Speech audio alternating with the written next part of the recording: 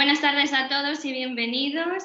Good afternoon and welcome everyone to this first talk inside the Madrid Design Pro series, an invitation organized by the Madrid Design Festival to bring us closer to big names in the design industry and to know more about them, their work, their offices, even visiting them, and how they get inspired. My name is Rocío Arjona. I'm representing today Cosentino, specifically Cosentino City Madrid, the showroom that you can visit if you are also a passionate of design like us. If you have never visited, I invite you to come and visit us during this month of February or any other time. Today is my pleasure to be next to Paula Scher, one of the most admired and influential professionals in the world of design industry. And to introduce her, obviously, when we say her name, we all think about Pentagram, CBS Records, but there are so much to say about her in her over 40 years of experience in the design industry, in graphic design, illustration, even art. We can see her works everywhere around, wherever we are in the world. We will see, we go to the bank, in the street, we can see part of her works like those linked to Microsoft, to the Metropolitan Opera, the Public Theater, the Museum of Modern Art, many others. For sure, many of the people connected today, they know about Paula Scher much more. But obviously, let's go directly to know more directly from her. Good morning, Paula. Thank you so much for being today with us. You are the first guest that is opening the Madrid Design Pro Talks. And for us, it's a pleasure to have been connected to you from New York City to Madrid. Thank you. It's nice to be here. During this talk, we pretend to know more about you, obviously. We will be showing some of your works during the talk. And obviously, we have also a chat in YouTube. And I invite anyone following us today to share their comments, any questions to Paula. We will be happy to launch them directly. So just to start with the interview, Paula, you have over 40 years of experience in the design industry, hundreds of honors in the industry. How was the beginning of Paula Scher in the design industry, the design work? Well, I was very lucky because I moved to New York City at a time where graphic design wasn't really understood as a profession. And of course, there were no computers and everything was done by hand. And I was a young kid with a lot of energy, and I got into the music industry, and I did it because a boss recommended me from another job I had, and I began working at First Atlantic and then CBS Records. And the image on the screen is the art department that I worked in at CBS, where I worked with a whole pile of talented designers. And I knew very young that this was the way to work, that you learn from other talented people and you compete with each other and you inspire each other, and that's how you grow. And from that early point, I was very interested in typography, but I was also a generalist. I was a pure art director and bought illustration and photography and made about 150 album covers a year because I was the East Coast art director of CBS by the time I was 26. And I left in my 30s and started my own company then.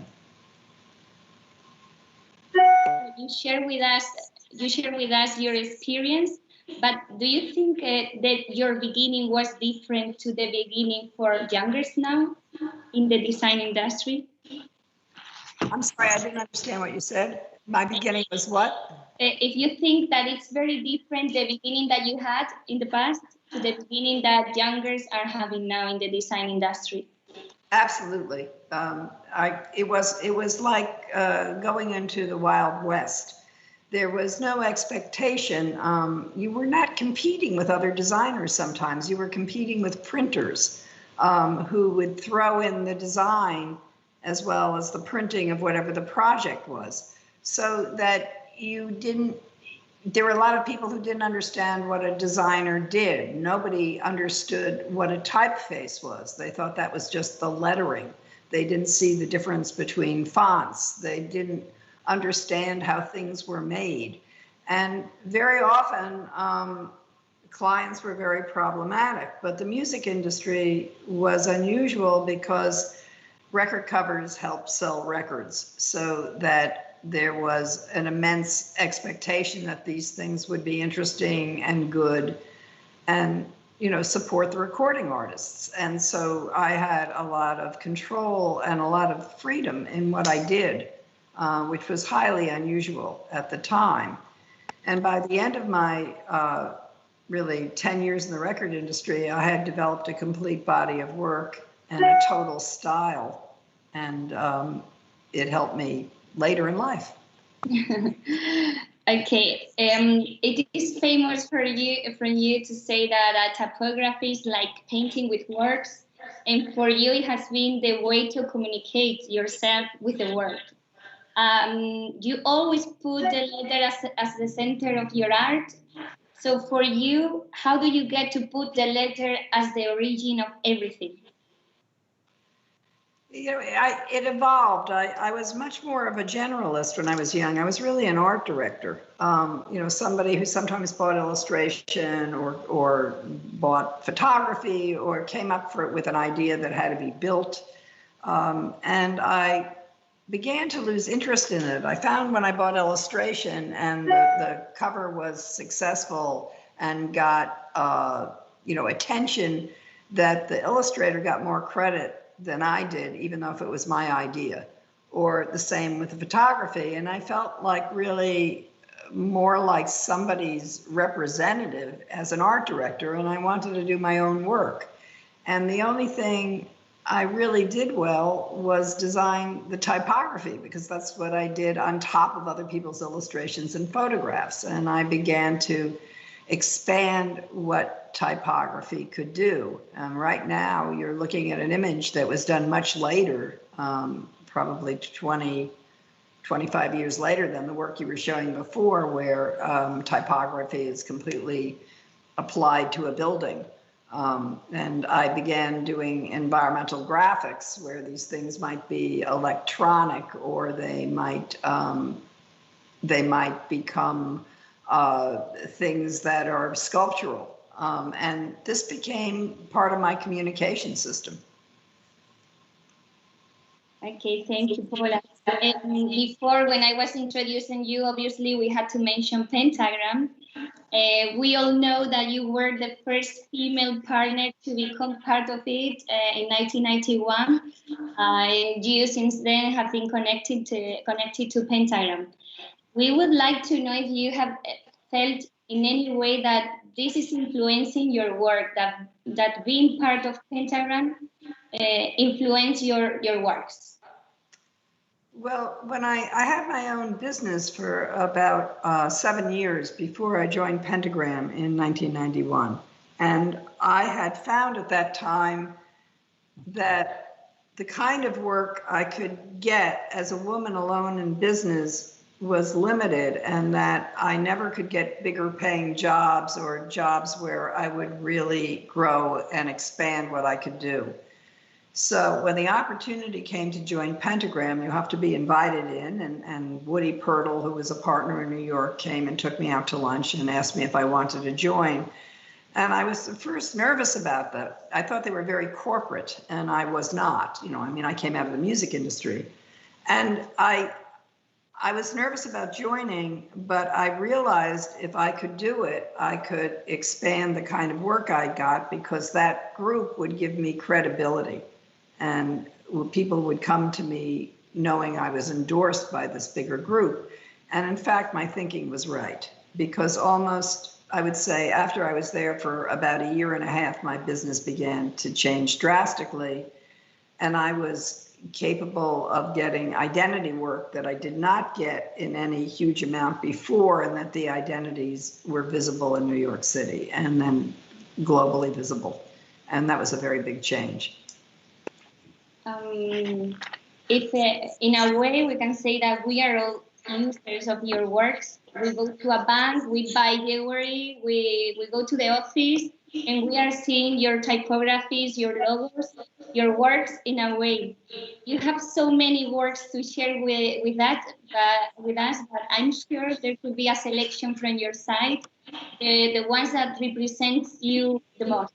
Could you share them with us? Well, there's work that I do with big clients, and some of that work is a rewarding, but that's not necessarily very personal work. And the work that I feel the best about is the work where I feel like I've really made some kind of advancement or breakthrough. And the projects that are like that are really things like everybody knows, like the Public Theater, where the typography is really the whole project, and that you can recognize the theater because of that typography. And that work has become very synonymous with New York City. As a matter of fact, this really kind of got me mad, is that, you know, the governor of New York made this program called Pop-Up New York, which was going to be theaters and festivals in New York City, and somebody really imitated the Public Theater identity. And I know that in doing it, it was because Governor Cuomo said, well, it has to feel like New York. So that was, I feel like, why don't they just hire me? Why imitate the identity? The public was mad. They're not even involved in the program. But these things happen.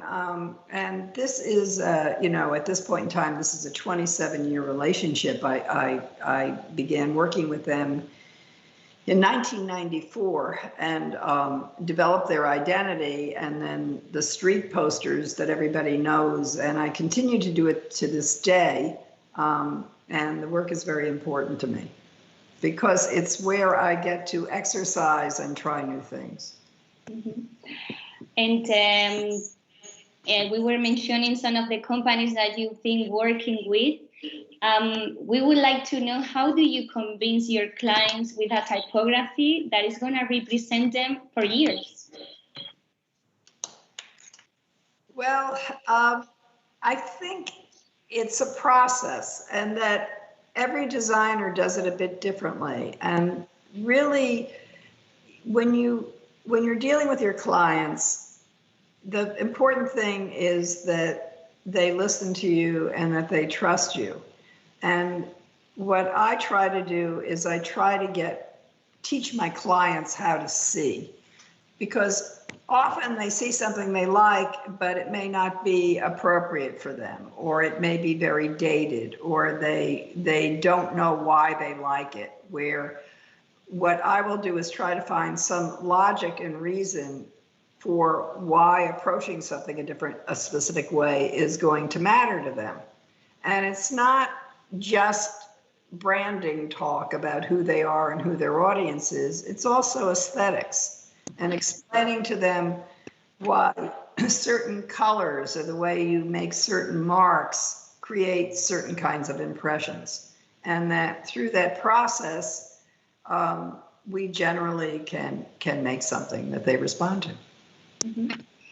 And then we would like, now that obviously you have such an experience, when a company is contacting you for a work, how is the process for Paula from the beginning, from the design point of inspiration to the final result that you offer them to your client? How is the process? You know, I'm sorry, but you broke up and I missed about half of what you said. When a client comes to me, how do you? And then the rest of it got sort of garbled. Sorry. Just to know, how is the process for Paula from the beginning of our work, when you get the information from a client that they want to work with you? How do you get inspired? And how is the final result? How is that process? How do you manage that with your team, with your colleagues? Well, it's definitely a process, and that the client usually comes in for an initial meeting, and I ask them a lot of questions. They ask me a lot of questions. I show them work. We have a discussion. If the meeting goes well, they ask me to write a proposal. and I propose the work and we negotiate price. And after those things are in place, the relationship begins. And that what I need to know is how many people have approval. You're looking actually at the alphabet from the new school on the screen. It was an identity I did about 4 years ago, where we made this bespoke font, and the client had 40 people, it was a school, 40 people had to approve this identity. So that in the process of doing it, I had to persuade the president of the school, the deans of the individual schools, and then trustees and massive people. So I was presenting this over and over for about a year. And what I was doing with it is the way I actually explain things to clients. I'm a very good teacher.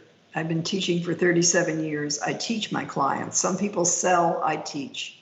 And if I can get them to understand what I'm talking about, and I can make a connection with them, I can make something for them that they're going to appreciate and understand. Yeah. Madrid Design Pro, normally this year we wanted to focus on visiting the studios of our guests. Obviously, due to the restrictions, we are unable to visit your office, but we would love to know more about how is a normal day for Paula when you go to the office and you work from there, which is not the situation right now. I mean, I remember it. But, my life right now is going up to my studio in the country house that I'm in and getting on Zoom calls with everybody, just like I am right now. And ordinarily in my other life, in my real life before COVID, I used to go into the office. I have a team of people who work for me. I stop down in the morning to see them, to see what they're working on. And then I go upstairs and there may be a client meeting, and I have a client meeting, and the relevant people from my team come to the client meeting. And then we have another presentation that we're making, that we're showing somebody. And then I've got to do a speech somewhere, and then I come back, and then there's another client meeting, and then I look at some more work, and then we decide we're going to do some work on a new project, and we do a lot of sketching and go into the team room and paint things up on the wall. And then I got another business call I've got to take, and I've got to do a WebEx call with somebody in California, and blah, blah, blah, and the day's over. And it's like that pretty much every day, of running from activity to activity. And that's very good for me. And it keeps me very active, and I'm thinking very quickly. I'm thinking on my feet. I'm responding to things quickly. I'm intuitive that way. I can solve lots of problems. I miss it desperately because now I get on a Zoom call and I meet with my team individually, and we can't make real eye contact. So I don't know if they get what I'm saying, and they don't know if I get what they're saying. And we sort of sometimes miss each other a bit. So it takes longer to do most things.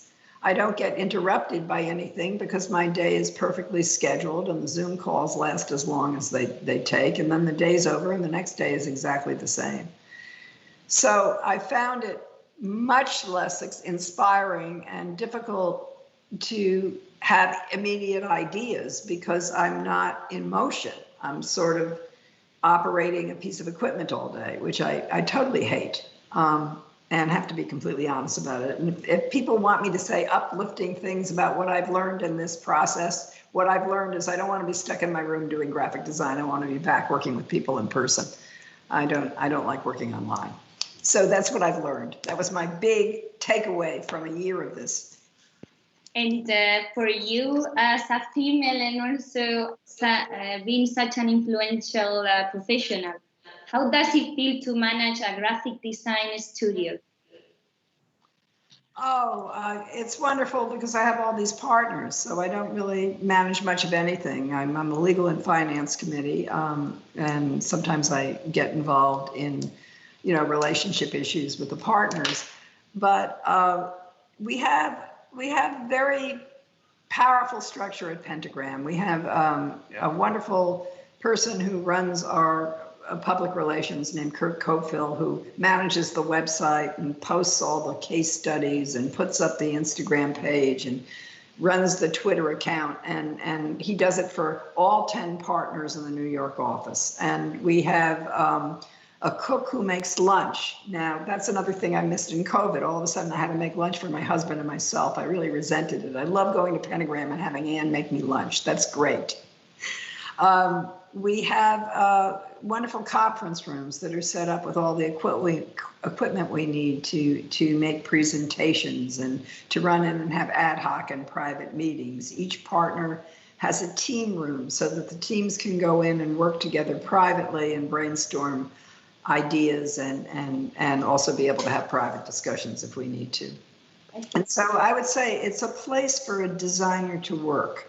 It's really set up for designers. It's set up for the partners. The partners all sit together in one area of the business, and our desks are very close. We don't have private offices. We do everything out in the open. The goal of Pentagram is to share information and to learn from each other, and that's what makes it so terrific. Paula, I'm gonna make a stop on the interview because we have some questions from the public that I'm gonna share with you. Okay. So we have Adriana Gier, and she's asking, large corporations or companies also haggle on price. How do you manage when it happens? I didn't hear. Can you? There's an echo. You have to talk a little softer because it comes through. Let me see if I can turn the sound down. I don't want to turn my sound down, but you're coming through, so I can't hear the end of the question. Can you? Yeah. She's asking if, about the price. If with a big company there is a haggle, like you fight with them with the price. I heard big company and I think price, but I didn't hear the. Okay, repeat again. She's asking if large corporations or companies also haggle with you on price. If you have to negotiate a lot with that. Always. All the time. All the time. I was doing it just before I took this call. So it doesn't matter if you have your name or not, you have that. No. I don't think I'm treated any better than I was 40 years ago, so don't have illusions that it's wonderful. Okay. There is a question, but it's also on the list afterwards. We continue with the questions prepared. We know that a part of design, graphic design, we can see it right now, you are matching to the most and more artistic side of you. We all know your paintings, the maps that you are doing. And we would love to know if you are working right now in any of them. Well, I was painting hurricanes for the past year and a half. I was sort of doing a global warming series. And then I got commissioned to paint a Porsche, which arrived in November. And I'm painting the United States on it. And I've been, doing it on weekends and sometimes in between. If I have an hour in the middle of the day, I may paint it. I finished the front end. I've got the back end to do and the whole side. So I think it's going to take me. It took me about 2 months to do this much work, so I figure it's going to be about 3 more months to finish the car. Okay. Well, now we are receiving a lot of questions. I share with you some more. Alexandra Scherner, she's asking, I would love to know what you like the most of your job. After all these years, and which step of the whole design process you enjoy the most? I really like phase one. With the beginning of phase two. Phase one is when I figure it out. And it's usually I'm showing 3 to 5 things. I always invariably think my first idea is best. When my first idea isn't best, then I'm having problems with the job. But usually I solve something very quickly and then I'm working very hard to make 2 or 3 other options. I like the part where I explain it to the client, and very often, I would say more than 50%, they pick the best option. Sometimes there's people that have differing points of view, and that usually means that the job is going to be much harder to do, but not always. It really is luck of the draw. I did a lot of work in the first 6 months of COVID for different not-for-profit organizations that called me and hired me right away. And I did a pile of very good identities that happened sort of in a row. And now all the jobs are very difficult and tedious. And I don't know why it goes one way or goes another way. I hope I answered the question. Yeah. One of the, for sure, I'm sure most of the people following us today, they have seen you through this series of Netflix, Abstract, The Art of Design, which is featuring very famous names in the design industry. How was that experience for you, Paula? Can you share it with us?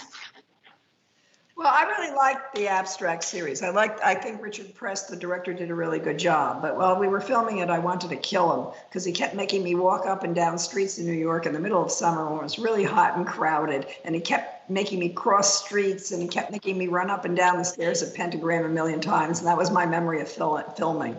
The only part I think I really enjoyed was when I did the voiceovers on the movie films, which was fun. You know, the films of Betty Davis talking or somebody else. He had me with headphones on, sort of repeating the dialogue with him, which was amusing. I think our people followers would like to know in a more personal way of you. And there is Lucas Bergrove that is asking if you could recommend any interesting book in design, and what is the most important thing when designing assistants? Well, we talked about this before, but if you could recommend us something on design, a book. Okay, so the books. I really like these giant Taschen books that came out last year on the history of design. I think the first one is the whole 20th. No, it is the full 20th century. It's from, I think, the late 1800s to about 1960. And then the second book is 1960 to the present. And the work in it is miraculous. The sort of authorship and curation of it is spectacular. And they obviously did very serious research for it. And it shows every important piece of work, every significant designer, and works you've never seen. The work is organized sometimes by designer, sometimes by year, sometimes by the spirit and style of the work. They're coupled together. You really learn a lot. So I would recommend that. Of the past couple of years, those are my favorite books. And there was also one they did on information art, which is spectacular. Very big, very heavy books. I don't know if you've seen them, but they're great. Yeah. There is a question. I will make it a bit more general, but there is Germán Guerrero that is asking if you ever work in Spain, in the Spanish industry. Have you ever worked with any client from Spain? Do I have clients as a painter? Is that what he's asking? In general. Well, he's asking more concrete. If you have ever worked in the fashion industry in Spain. Have I worked in the fashion industry? I don't understand you. Yes. He's asking, but my question would be more general. If you ever had any Spanish client? I don't know. I don't think so. Probably, but I have Italian clients, but I don't think I've had any Spanish clients. Okay. I have a German client right now, but I don't have Spanish. Nobody hired me.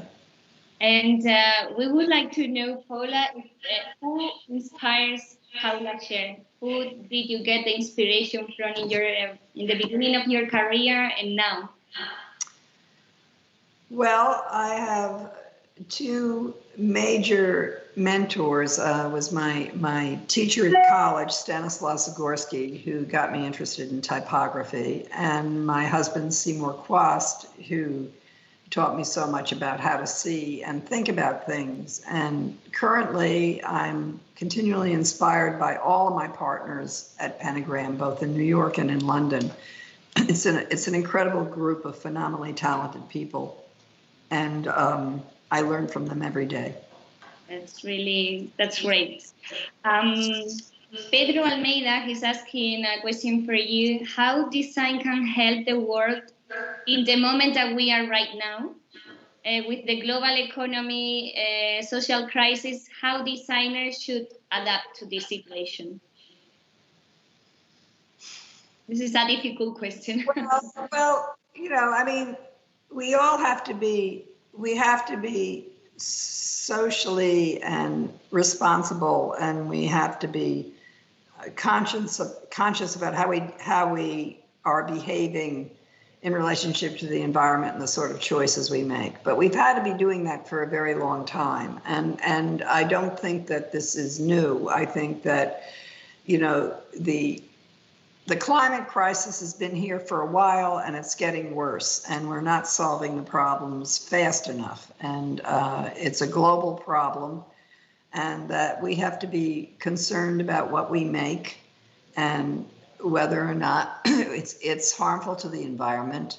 But also we have to consider what we make socially and how we're putting that into the environment, and how we're making sure that our language is appropriate for all audiences, and that we understand other people's feelings, and that this is a complicated world of many sorts of people, of many races and many religions and many ethnicities, and that we have to be respectful and understanding of that in everything we do all the time.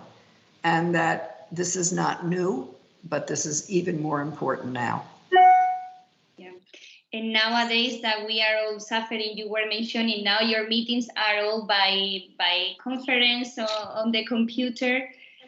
Obviously, for the design industry, the digital transformation is affecting for sure, because there are many designers working with new tools. For you, this is good, the digital help, or not that good?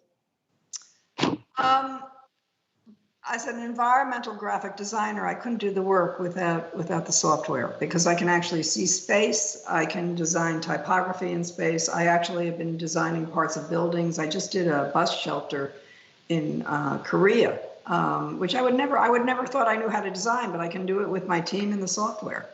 And I'm not afraid of it. I've been doing it for 20 years, and I love it as part of my book of business.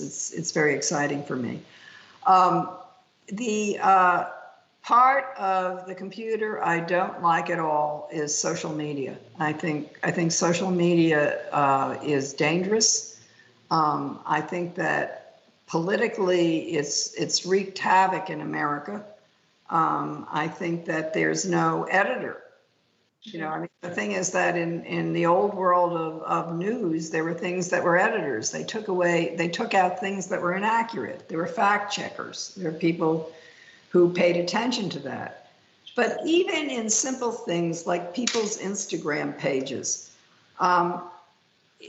self-promotion becomes this thing that's expected. And I find that actually creepy and uncomfortable. I have a Twitter account and I have an Instagram account, and I never post anything, because I don't want to be the braggart of my work, and I want somebody else to do it. And I'm fortunate that at Pentagram we have a website where the work is visible. And I know that if I didn't have Pentagram, I would have to do that myself, but I would want to find a way to do it where it's purely clear what I'm doing. The notion of telling the community of 800,000 people what you're thinking and doing is sort of a little sick. That isn't quite right, and it seems like a massive self-aggrandizement that I find very strange. Also, it becomes that the mass of following is a measure of success, and it really doesn't mean anything.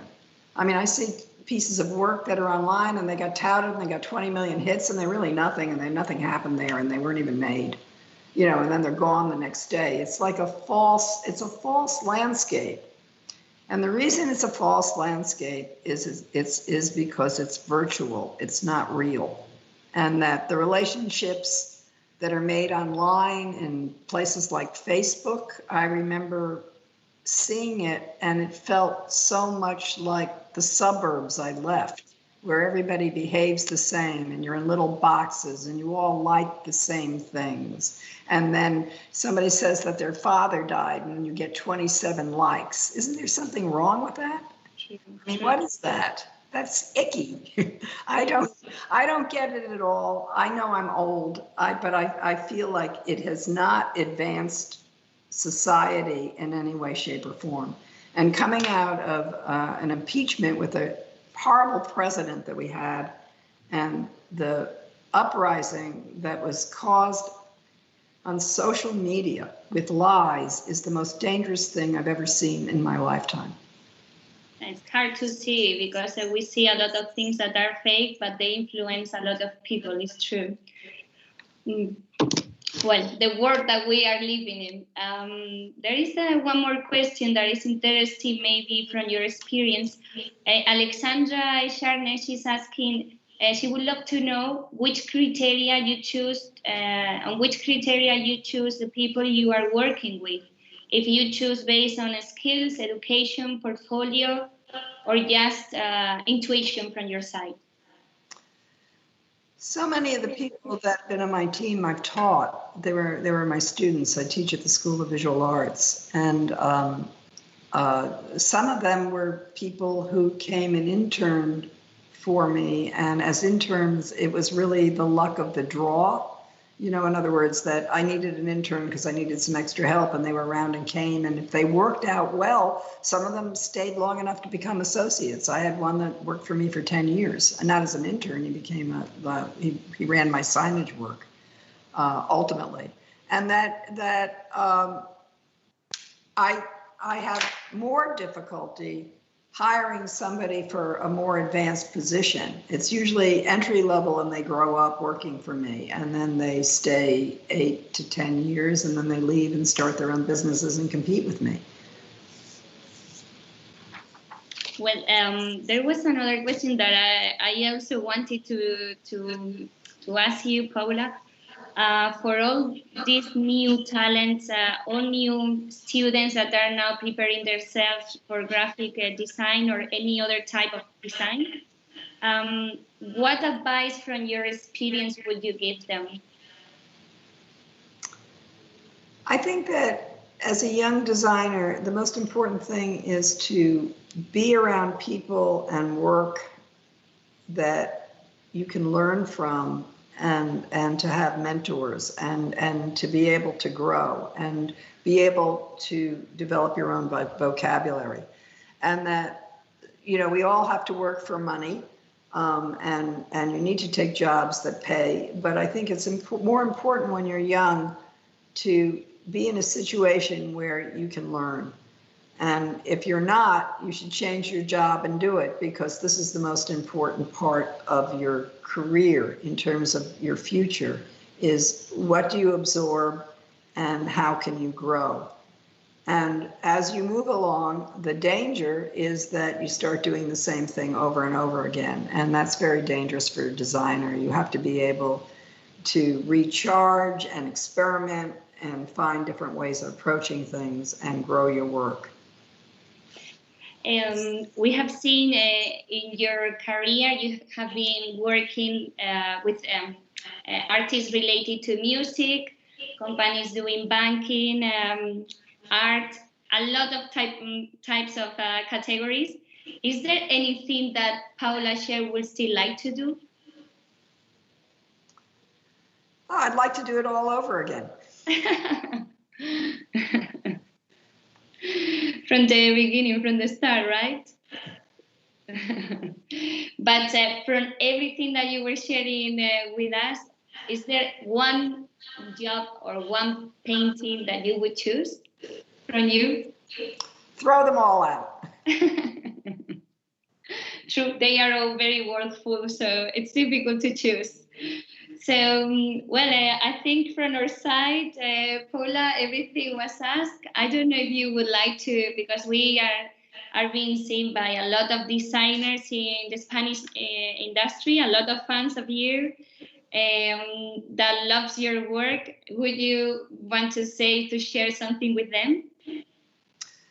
Yes, I was supposed to come to this festival for 2 years, and I wish I had, because I would like to be there with you in person and be in Madrid. And I'm so sorry I'm in a box looking at you on Zoom or whatever program we're on that I didn't know how to start. So thank you for inviting me. And, you know, you can send questions to me through the program, I guess.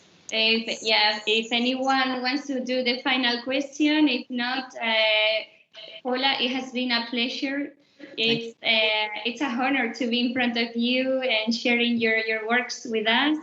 I'm sure the Madrid Design Festival is very proud to have you, even when it was not the way that we would like to have you. We would have loved to see you in person in Madrid, and also to share with you all the design from the Spanish industry that is also very powerful.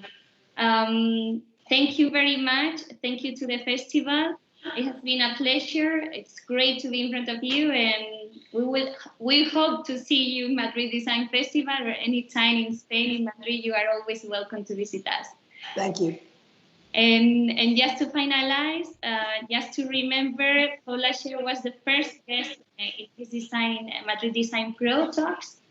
And we will see you next time with Maurice Valdemeyer next week on Thursday at 7 p.m. So thank you so much to everyone that has been attending, taking time to see us today. Thank you to Paula. With the busy agenda, it's not easy to take a break to talk to us, but you did it. Thank you so much. And thank you to Madrid Design Festival for organizing this event today. Thank you so much. Thank you. Bye. Bye.